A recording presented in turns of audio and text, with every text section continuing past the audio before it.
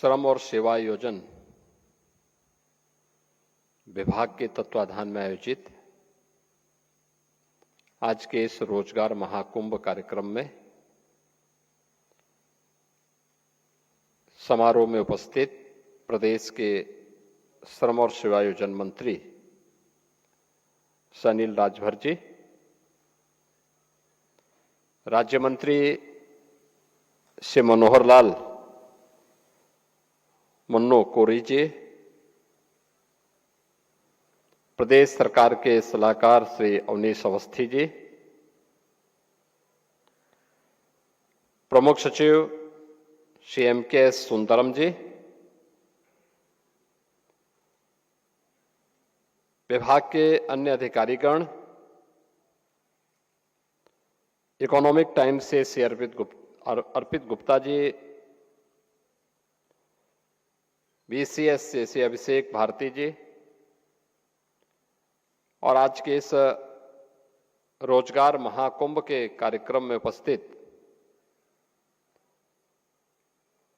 विभिन्न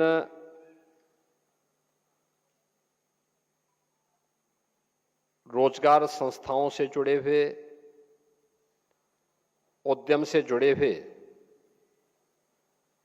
उनके CEO, chairman, MD और रोजगार प्राप्त करने वाले प्रदेश के हमारे सभी युवा, उपस्थित बहन और भाइयों,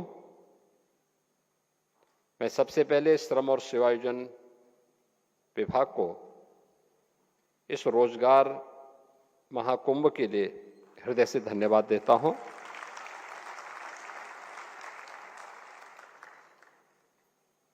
देश के यशस्वी प्रधानमंत्री आदरणीय मोदी जी के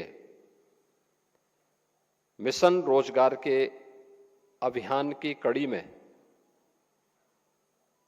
विकसित भारत की संकल्पना के साथ हर व्यक्ति, हर संस्था भी अपना योगदान दे सकें, उसके लिए आवश्यक है कि हर युवा के हाथ को उसकी योग्यता के अनुसार कार्य मिल जाए।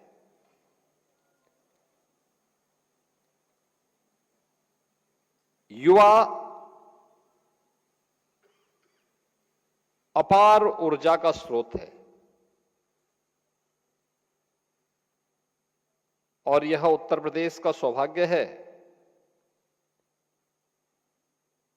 कि अगर दुनिया के अंदर सबसे बड़ी युवा आबादी भारत के अंदर है, तो भारत में सबसे बड़ी युवा आबादी उत्तर प्रदेश के अंदर है। ये सभी युवा आबादी जहां किसी भी क्षेत्र में उसे अवसर मिला है, उसने अपनी प्रतिभा और अपनी सामर्थ्य का लोहा उस जगह को, उस उद्यम को, उस क्षेत्र को लाभान्वित करने में लगाया है। और यही कारण है कि आज यूपी के इन युवाओं, यूपी की इस प्रतिभा और इस सामर्थ्य की मांग न केवल देश के अंदर बल्कि दुनिया के तमाम अन्य देशों में भी हो रही है। एक अवसर है ये, जब यहां पर इंडस्ट्री और एम्प्लॉयर ये दोनों एक साथ जुड़ रहे हैं। एक तरफ वे संस्थाएं हैं जो रोजगार देने के लिए उत्सुक हैं और दूसरी तरफ वह युवा है जो स्किल डेवलपमेंट के साथ जुड़ करके उस रोजगार को प्राप्त करने का उत्सुक है। प्रदेश के अंदर उन अनंत संभावनाओं को आगे बढ़ाने के लिए पिछले 8-8.5 वर्ष के अंदर प्रदेश के अंदर जो कार्य प्रारंभ हुए, उसका परिणाम था कि जिस प्रदेश में पहले गांव का गांव प्लान करता था, रोजगार के लिए आज वो स्वयं भी अपने यहां रोजगार उपलब्ध करवा रहा है। याद करिए, परंपरागत उद्यम के क्लस्टर यूपी के अंदर थे, लेकिन धीरे धीरे करके समय के अनुरूप उसको प्रोत्साहन न मिलने के नाते इंस्पेक्टर राज के कारण तमाम संस्थाओं के अनावश्यक हस्तक्षेप के कारण वह बंदी के कगार पर पहुंच गया। 2017 में जब हम लोग आए थे, हम लोगों ने फिर से उन संस्थाओं को देखा। प्रत्येक जनपद के लिए एक जनपद एक उत्पाद यानी वन डिस्ट्रिक्ट वन प्रोडक्ट की एक नई स्कीम को आगे बढ़ाया। आज परिणाम है कि वन डिस्ट्रिक्ट वन प्रोडक्ट ने प्रदेश के अंदर सूक्ष्म लघु मध्यम उद्यम के क्षेत्र में पूरे प्रदेश के अंदर 96 लाख ऐसी यूनिट को फिर से पुनर्जीवित करके करोड़ों युवाओं के हाथों को कार्य देने का एक मंच उसी के जनपद में, उसी के प्रदेश में उपलब्ध करवाने में मदद की। प्रदेश के वन डिस्ट्रिक्ट वन प्रोडक्ट और एमएसएमई प्रोडक्ट और इससे जुड़े हुए जो हमारे लघु और कुटीर उद्यम थे, इसकी ताकत का एहसास हम लोगों ने तब लगाया जब कोरोना कालखंड में बड़े पैमाने पर प्रवासी कामगार और श्रमिक वापस अपने अपने जनपद और घरों की तरफ पलायन किए, तो हम सबके सामने एक चैलेंज था, ये युवा कहां जाएगा, कहां रोजगार प्राप्त करेगा। तब मुझे विश्वास था कि वन डिस्ट्रिक्ट वन प्रोडक्ट के माध्यम से जिस कार्यक्रम को हम लोगों ने आगे बढ़ाया है, वहां पर इन्हें रोजगार की सुविधा प्राप्त होगी। और मुझे प्रसन्नता है कि 40 लाख कामगार और श्रमिक उत्तर प्रदेश के अंदर आए थे। उन 40 लाख कामगार और श्रमिकों को अकेले उत्तर प्रदेश की एमएसएमई यूनिट में ही काम मिलना प्रारंभ हो गया और उनमें से 90% लोग आज भी उसी यूनिट में काम कर रहे हैं। उत्तर प्रदेश पहला राज्य है जिसने एमएसएमई यूनिट की 96 लाख जो यूनिट यूपी के अंदर हैं, उनमें से जिसने भी रजिस्ट्रेशन कराया है, उन सबको हम लोगों ने 5 लाख रुपए की एक सुरक्षा बीमा का कवर भी राज्य की तरफ से उपलब्ध करवाया है। आप याद करिए, अगर एक यूनिट अपने यहां 2 से लेकर 10 तक लोगों को काम दे रहा है, कितने लाख लोगों को उसने अपने यहां कार्य दिया होगा। लाखों की संख्या में, करोड़ों में जाती है संख्या। ये लोग पहले बाहर जाते थे, काम ढूंढते थे, आज उन्हें उन्हीं के जनपद में, उन्हीं के प्रदेश में उन युवाओं को कार्य का एक मंच मिला है। ये सब संभव हो पाया है आदरणीय प्रधानमंत्री जी के मार्गदर्शन में। और इसी के लिए प्रधानमंत्री जी ने कहा, वोकल फॉर लोकल। आत्मनिर्भर विकसित भारत की आधारशिला बन रही है आत्मनिर्भर भारत, और आत्मनिर्भर के आधार बनेगी वह यूनिट जो लोकल स्तर पर प्रोडक्शन कर रही है और जिसमें लोकल स्तर पर नौजवानों को उसकी योग्यता के अनुसार कार्य भी मिल रहा है। यह मॉडल आत्मनिर्भर भारत की आधारशिला बनेगी और आत्मनिर्भर भारत के लिए आत्मनिर्भर उत्तर प्रदेश तैयार करना होगा और आत्मनिर्भर उत्तर प्रदेश ही एक विकसित उत्तर प्रदेश की आधारशिला बनेगी। विकसित उत्तर प्रदेश विकसित भारत की आधारशिला बनेगी। उस अभियान को लेकर के हर हाथ को काम मिले, उसी श्रृंखला में हम लोगों ने प्रदेश के अंदर परंपरागत हस्तशिल्पी और कारीगरों के लिए विश्वकर्मा श्रम सम्मान और पीएम विश्वकर्मा की स्कीम भी लागू की। जो परंपरागत रूप से कारीगर थे, जो पुश्तैनी परंपरा से चली आ रही थी, कोई कारपेंटर है, कोई राजमिस्त्री है, कोई हलवाई है, कोई सुनार का काम कर रहा है, कोई कुम्हार का काम कर रहा है, कोई मोची का काम कर रहा है, कोई नाव का काम कर रहा है, कोई किसी न किसी कार्य के साथ वो जुड़ा हुआ है। राष्ट्रपिता महात्मा गांधी ने ग्राम स्वराज की बात की थी, तो ग्राम स्वराज के पीछे वही बात थी कि जहां पे हमारा गांव आत्मनिर्भर होता था। पूंजी कम रही होगी, लेकिन सबकी व्यवस्था का संचालन एक गांव अपने आप में एक इकाई हुआ करती थी, जिस इकाई में हर व्यक्ति एक दूसरे पर निर्भर होकर के, एक दूसरे का सहयोगी बनकर के, एक टीम भावना के साथ काम करता था और अपना परिणाम देता था। रिजल्ट क्या? हर व्यक्ति खुशहाल है। हम लोगों ने इस स्कीम के अंतर्गत भी ये किया कि उनकी ट्रेनिंग, और ट्रेनिंग के साथ उन्हें बैंक से जोड़ना, सस्ते में लोन उपलब्ध करवाना, उन्हें फ्री में टूल किट उपलब्ध करवाना, ये सब काम हुआ। लाखों लोगों को इस अभियान के साथ जोड़ा गया।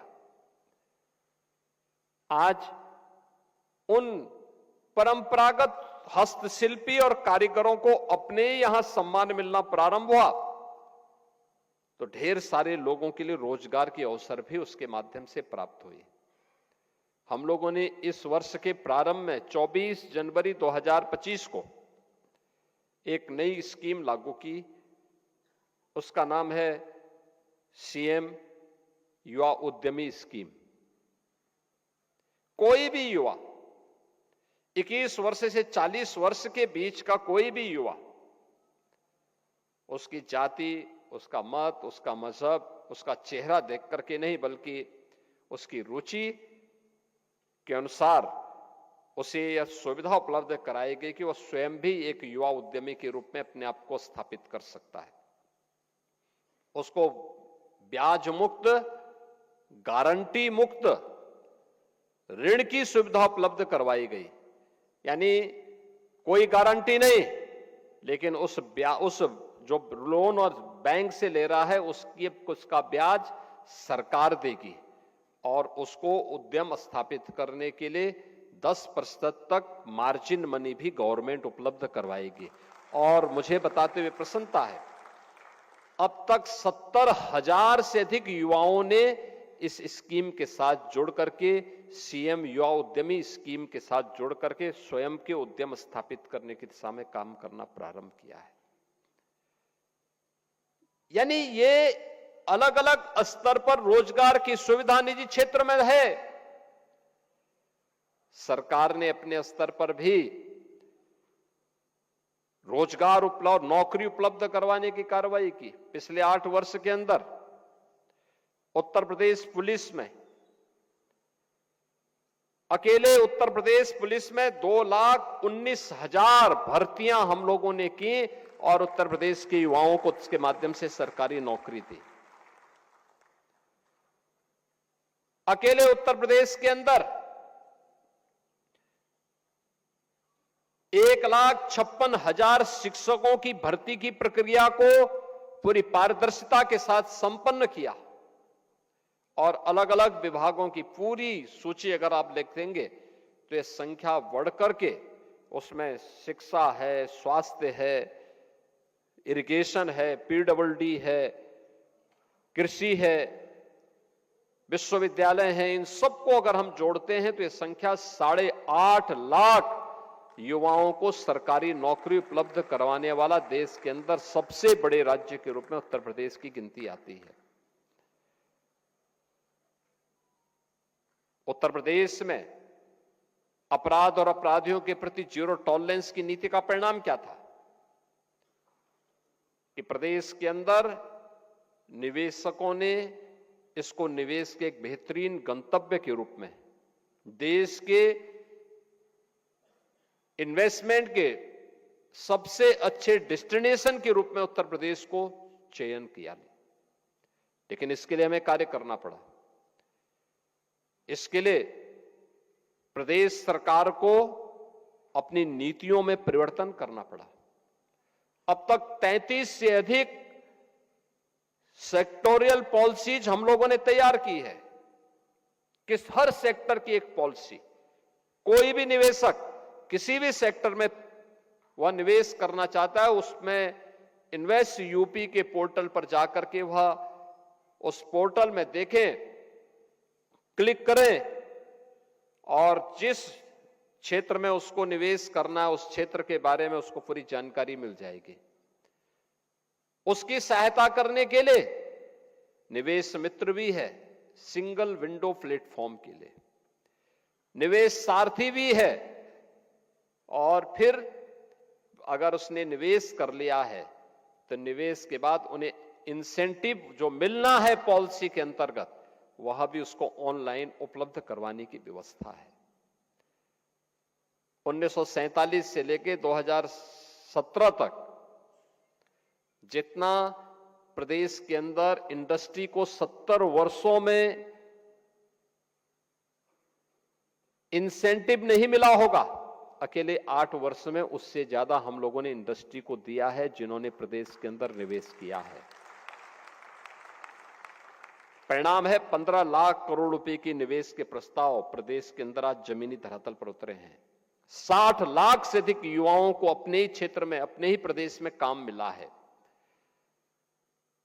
इसके अलावा अन्य तमाम सेक्टर में व्यापक परिवर्तन हुए है और इन सबको देख करके हम कह सकते हैं कि पहली बार यूपी स्किल मिशन लागू करने वाला देश के अग्रणी राज्यों में है। यूपी स्टार्टअप मिशन के अंतर्गत प्रदेश के अंदर बेहतरीन कार्य आगे बढ़ रहा है। प्रदेश के अंदर स्किल डेवलपमेंट के कार्य के लिए और बेहतरीन न्यू एज टेक्नोलॉजी के साथ हम अपने युवाओं को जोड़ सकें। आज की डिमांड क्या है? आर्टिफिशियल इंटेलिजेंस की है, इंटरनेट ऑफ थिंग्स की है, रोबोटिक टेक्नोलॉजी की है, ड्रोन टेक्नोलॉजी की है।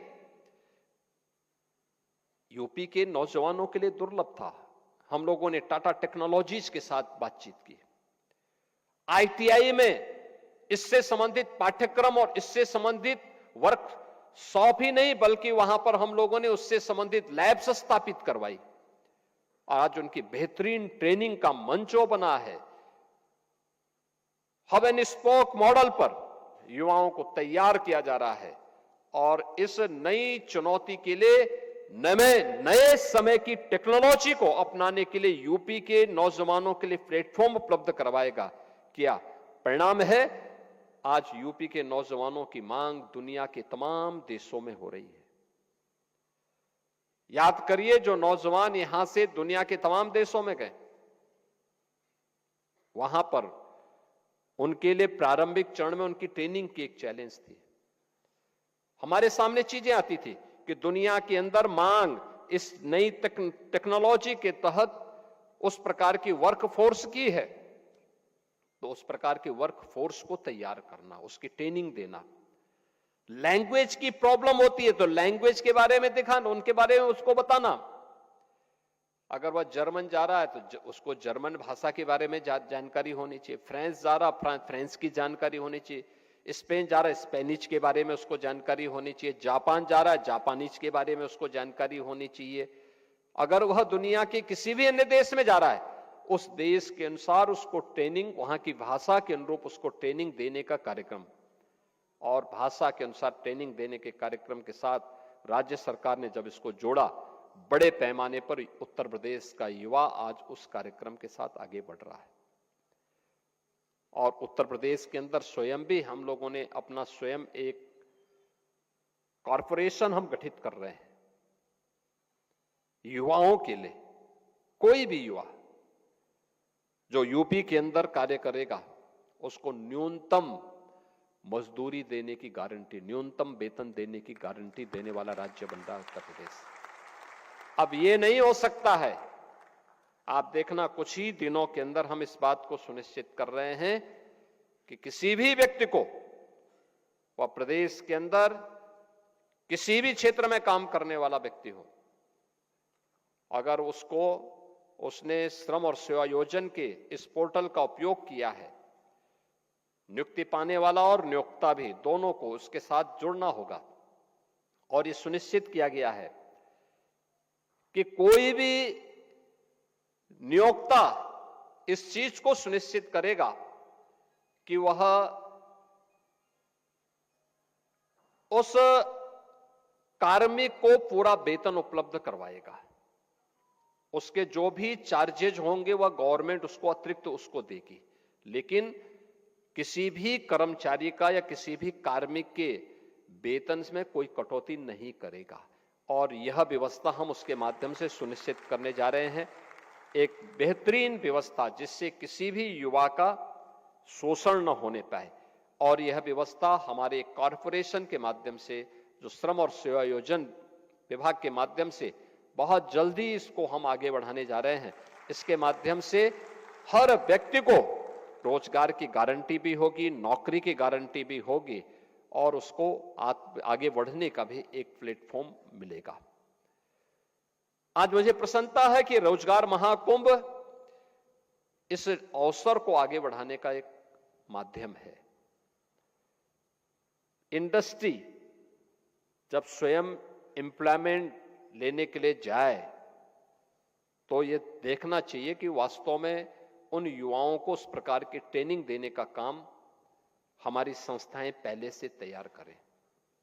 इंस्टीट्यूशन को इंडस्ट्री के साथ जोड़ने का काम, आईटीआई में किस प्रकार के सर्टिफिकेट कोर्सेज होने चाहिए, पॉलिटेक्निक में किस प्रकार के डिप्लोमा के कोर्सेज होने चाहिए, हमारे इंजीनियरिंग और तकनीकी संस्थानों में किस प्रकार के डिग्री कोर्सेज हमें प्रारंभ करने चाहिए, यह इंडस्ट्री और मार्केट की डिमांड के अनुसार हमें तय करने पड़ेंगे।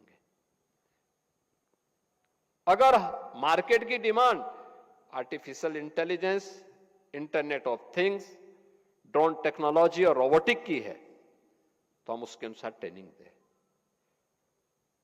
अगर मार्केट की डिमांड प्लम्बरिंग की है, हम उसके अनुसार ट्रेनिंग करके नौजवान को तैयार करके वहां के लिए उनको एक अवसर उपलब्ध करवाएं।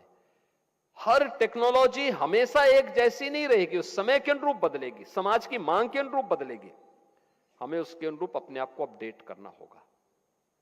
एक तरफ ये, दूसरी तरफ प्रदेश के अंदर यह भी सुनिश्चित किया गया है। आज आपने देखा होगा हमने कुछ यहां पर बहुत सारे अन्य कार्यक्रमों को, पोर्टल को आज यहां पे लॉन्च किया है। खासतौर पर श्रम न्याय सेतु पोर्टल का भी शुभारंभ हुआ है। आपने देखा होगा पोर्टल में श्रमिकों के लिए त्वरित और पारदर्शी न्याय की व्यवस्था है। श्रम विवादों के ऑनलाइन शीघ्र समाधान की भी व्यवस्था की गई है। न्यायिक प्रक्रिया में डिजिटलीकरण से उसको और सुगम बनाने का भी प्रयास किया गया है। विवाद निपटारे में दक्षता और समय का भी उसको पाबंद किया गया, टाइम बाउंड किया गया है।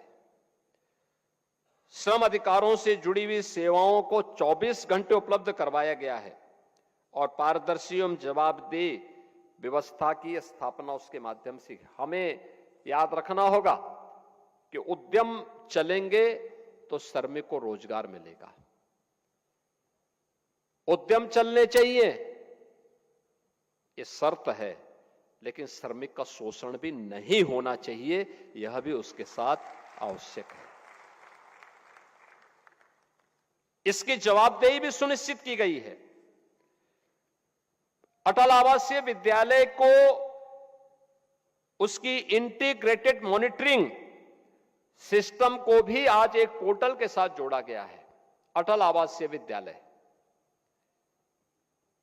ये आवासीय विद्यालय हैं बीओसी बोर्ड से जुड़े हुए श्रमिकों के बच्चों के लिए निःशुल्क अत्याधुनिक शिक्षा के लिए। याद करना कि श्रमिक काम तो करता था, अपना पसीना बहाता था, जिसके श्रम से ये भवन इतना बड़ा बनता है, उसकी दुर्दशा आप देखते होंगे। जो दूसरों के लिए घर बनाता है, दूसरों के सिर को ढकने के लिए छत देता है, वह स्वयं बिना छत के खुले आसमान में रहने के लिए मजबूर होता था। उसके बच्चे नहीं पढ़ पाते थे। जो दूसरों के पढ़ने के लिए स्कूल बनाता था, दूसरों के बच्चों के लिए पढ़ने के लिए स्कूल बनाता था, उसके स्वयं के बच्चे नहीं पढ़ पाते थे। ये पीड़ा प्रधानमंत्री जी की थी कि देखो उन लोगों के लिए कुछ किया जाना चाहिए। और मैं धन्यवाद दूंगा श्रम और सेवायोजन मंत्रालय को कि उन्होंने प्रदेश के अंदर पहले चरण में 18 ऐसे आवासीय विद्यालय, जहां पे हम बीओसी बोर्ड से जुड़े हुए उन बच्चों को लेके आते हैं, उनके बच्चों को लेके आते हैं और उनको फिर 18,000 बच्चों को एक साथ इन आवासीय विद्यालयों में लॉजिंग फूडिंग की सुविधा देकर उनके रहने की, उनके खाने की, उनकी उत्तम शिक्षा की, अत्याधुनिक शिक्षा की व्यवस्था की गई है। और मेरा मानना है कि अटल आवासीय विद्यालय का जितना बेहतरीन इंफ्रास्ट्रक्चर आज के दिन पर उत्तर प्रदेश के अंदर है, उत्तर प्रदेश के अंदर अन्य किसी विद्यालय का उतना अच्छा इंफ्रास्ट्रक्चर नहीं होगा। अब उसी तर्ज पर हमने बेसिक एजुकेशन में भी इंटीग्रेटेड कैंपस की एक व्यवस्था प्रारंभ की है। पहले चरण में 57 ऐसे मुख्यमंत्री अभ्युदय और कंपोजिट विद्यालयों की स्थापना का कार्य हमने प्रारंभ कर दिया है। ये डे स्कूल होंगे, बच्चा अपने घर से जाएगा, पढ़ेगा, आधुनिक अत्याधुनिक शिक्षा बच्चे को वहां प्राप्त होगी। ये बहुत सारे परिवर्तन हैं, हमें समय के अनुरूप अपने आप को तैयार करना होगा। श्रमिक कानून में रिफॉर्म करने होंगे जो श्रमिकों के हितों का भी संरक्षण कर सके, इंडस्ट्री को भी स्मूथली चलाने में योगदान दे सके, क्योंकि दोनों का हित एक दूसरे से जुड़ा हुआ है। हमें यह सुनिश्चित करना होगा कि कोई आउटसोर्सिंग कंपनी के माध्यम से किसी श्रमिक का शोषण न होने पाए, उसको उसका मानदेय, उसका वेतन जरूर मिले और आउटसोर्सिंग कंपनी के जितने भी अन्य खर्चे होते हैं, चार्जिंग होते हैं, वह गवर्नमेंट अपने स्तर पर उसको अलग से वहन करे, जिससे किसी भी श्रमिक का शोषण न होने पाए। हर श्रमिक सम्मान के साथ राष्ट्र निर्माण में अपनी भूमिका को मजबूती के साथ आगे बढ़ा सके। यह गवर्नमेंट की, सरकार की मंशा है और उसको हम आगे बढ़ाने के लिए प्रतिबद्ध हैं, क्योंकि जब श्रमिक खुशहाल होगा, जब अन्नदाता खुशहाल होगा, तो देश खुशहाल होगा। जब श्रमिक आगे बढ़ेगा, युवा शक्ति के हाथ को रोजगार होगा, तो विकसित भारत और विकसित उत्तर प्रदेश से दुनिया की कोई ताकत नहीं रोक पाएगी। आज के इस अवसर पर, रोजगार महाकुंभ के आयोजन के अवसर पर, उन सभी युवाओं को जो रोजगार के साथ जुड़ रहे हैं, याद करना जो भी कंपनियां यहां पर इस अभियान के साथ जुड़ी हुई है, मेरा उन सबसे आग्रह होगा कि किसी भी नौजवान का शोषण न होने पाए। अगर उस नौजवान को बाहर भेजना है तो पहले वहां के लैंग्वेज और उस प्रकार की टेक्नोलॉजी के साथ, उस प्रकार के ट्रेड के साथ उत्तर प्रदेश के हमें स्किल डेवलपमेंट मिशन के साथ उनको जोड़ करके उनकी ट्रेनिंग दे देनी चाहिए, जिससे वह युवा या वह हमारा जो नौजवान है, जब वह किसी नौकरी रोजगार के लिए दुनिया के किसी देश में जाता है या देश के किसी अन्य भाग में जाता है, वहां ट्रेनिंग के नाम पर, वहां लैंग्वेज के नाम पर उसको अनावश्यक वेट न करना पड़े। वह जाए, तत्काल उसके हाथ को काम मिले, उसका मानदेय उसको प्राप्त हो, वह खुशहाल जीवन जी सके और उसके बच्चे भी खुशहाली का जीवन जी सके। इस प्रकार का कार्यक्रम हम सुनिश्चित करेंगे। इस विश्वास के साथ इस रोजगार महाकुंभ में प्रदेश भर से जो युवा उपस्थित हुए हैं, उन सभी युवाओं का मैं हृदय से स्वागत करता हूं और विश्वास करता हूं कि श्रम और सेवायोजन विभाग इन सभी चीजों को जरूर ध्यान में रख करके इन युवाओं के हितों को हर प्रकार से सुरक्षा और संरक्षण देने का काम करेगा। आप सबके प्रति मेरी शुभकामनाएं हैं। धन्यवाद। जय हिंद। बहुत बहुत धन्यवाद माननीय। तो लखनऊ से आप सीएम योगी आदित्यनाथ को सुन रहे थे। रोजगार महाकुंभ 2025 का शुभारंभ उन्होंने किया और इसी के साथ साथ उन्होंने ये भी बताया कि किस तरीके से यूपी सरकार जो है वो आगे बढ़ रही है विकास के पथ पर, और इसी के साथ साथ वो युवाओं को भी कहीं भी पीछे नहीं छोड़ना चाहती है, और उनका भी पूरा साथ जो है वो योगी सरकार दे रही है। कदम से कदम मिलाकर योगी सरकार जो है वो चल रही है, तमाम बातें कहते हुए वो नजर आए।